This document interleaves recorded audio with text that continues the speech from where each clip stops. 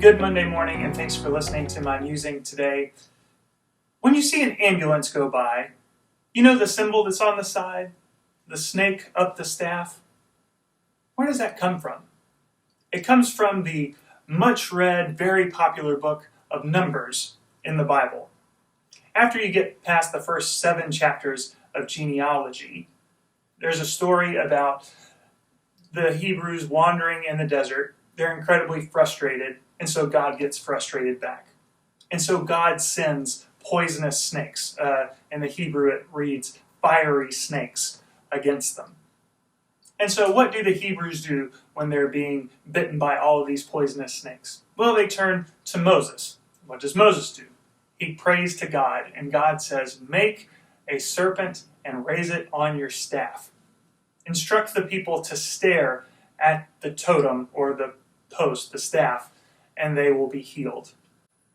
So from that time in Numbers to ambulances that might be whizzing by your house today, a serpent on a staff is a symbol of healing. And that's what I'm musing about today. How do we have symbols of healing? How might the symbols, the monuments, the totems that we keep around us give us focus and give us healing? Now, it might be great to say that monuments are always a help, that little totems or things that we hold can have powers for us. I think probably on Gwyneth Paltrow's Goop, you could buy crystals that are promised to do just that. But there's another story in 2 Kings, where the king Hezekiah is resisting the Assyrian assault on Judah. And he says that for them to win, they need to be extra faithful. They need to turn to God. And what does he do? He orders Nehushtan, the serpent and staff, to be cut down. That God ordered the staff to be created and raised up. And somehow a faithful Hezekiah sees the need for it to be cut down. That healing can be in icons and iconoclasts.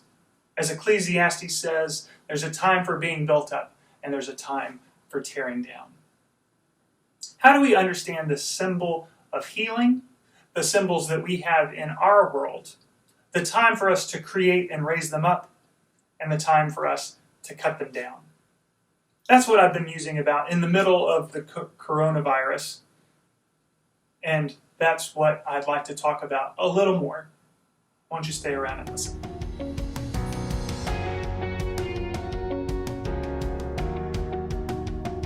The story of the totem, Nehushtan, is one of my favorite stories in the Bible. And it's one of my favorite stories because of this question. How can it be that God instructs Moses to raise something up, to create something? And then God influences Hezekiah to say, that thing that has power, that causes healing, you need to cut that down. Why does God work in equal and opposing directions? If it was God who called it to be raised up, and it's God who calls it to be cut down. In both of those scenarios, how do we understand healing and protection when it comes to symbols that we surround ourselves with? Here's part of an answer. I think it's boring. Strap in for just a second. You signed up to listen longer. You can turn it off anytime you want.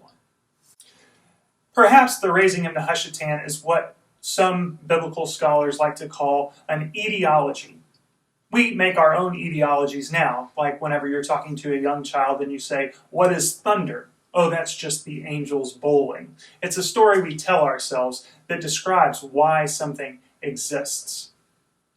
Perhaps in Egyptian mythology, there were totems, there were symbols of snakes, and because those continued to exist in the land of Judah, the Bible needed a reason to explain why those exist and why they might be good.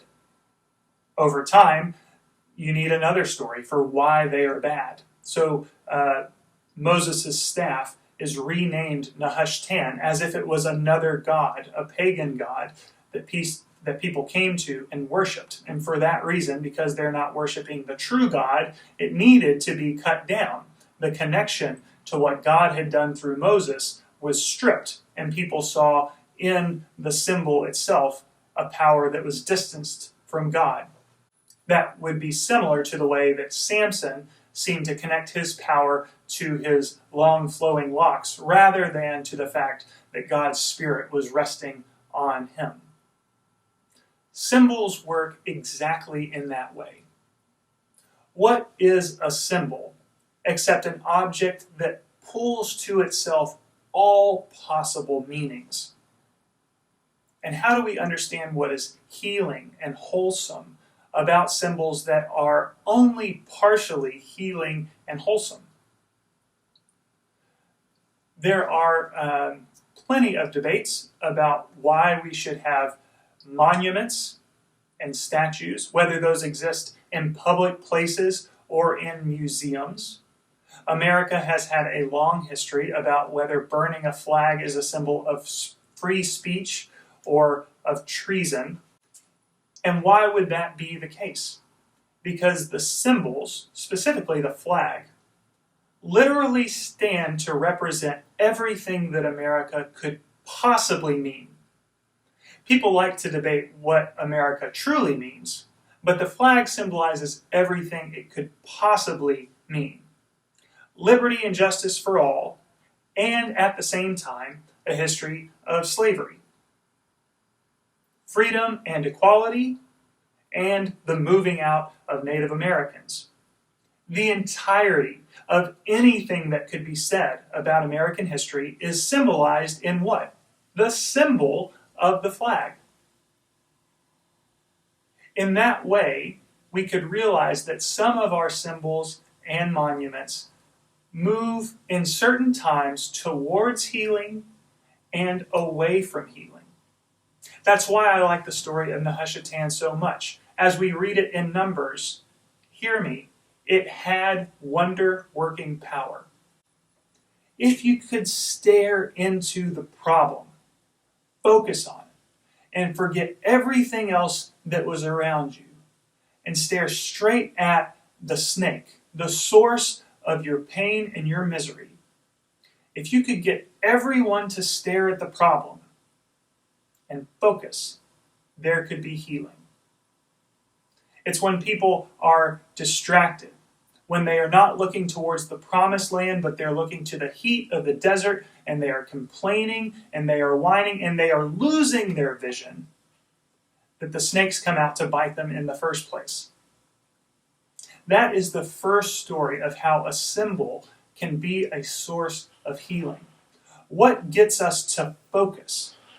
Not only on what is good, but specifically on what is bad. I don't know if you know this. Snakes don't have a great track record in the Bible, except for this place where God says, stare at that. Stare at your problem. When you stare at the problem, perhaps there could be healing.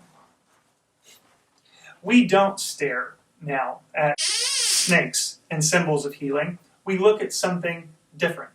We look at the flag, and man, oh man, is there discussion about our monuments and the ways that we name high schools and warships. I wonder, are we capable collectively at staring at specifically the problems that we have? Can we name them in the same way? What symbols might we need to raise up and consider so that we are focused together as a church, as a nation? Because quite literally, we are facing a health crisis, a pandemic. And I wonder if it's challenging to look at the problem and name it in the same way. Is the problem the virus? At a base level, of course it is. But why would the virus affect people of color differently than people in power? How does class matter when it comes to healing? Is that also a problem that we need to stare at? How do we stare at race? Is that also a problem that we need to stare at? How do we stare at employment and health benefits? Is that also a problem that we need to stare at? The point is, we need focus if we want healing. What does the virus, if we lift it up, this terrible thing that has caused so many problems, how do we stare at it, focus together, move together, so that it becomes a source of healing? And are we capable as a people of recognizing when that totem, that symbol, has run its course and there might be a time for us to cut it down? Coronavirus is a time. It's also a symbol of our times, that we have recognized problems in ourselves that have been lingering for an awfully long time. And now, as we stay at home, what starts to emerge? How do we raise something up that is a source of healing? I don't have a drawing of what that totem might look like. There's, in the Presbyterian Church, has been a history of iconoclasts who like to break down symbols. Calvin was a fan of plain windows and not fancy stained glass, low representation, and seeing things clearly for what they are. That has its place too. But sometimes symbols help us to see things more clearly. That's what I'm musing about. How do we focus on the problem so that we find our way to healing? If it worked for the Hebrews, my trust and hope is that with God, we find it too. That's what I'm musing about. Maybe you can too. Thanks for listening. I'll see you next month.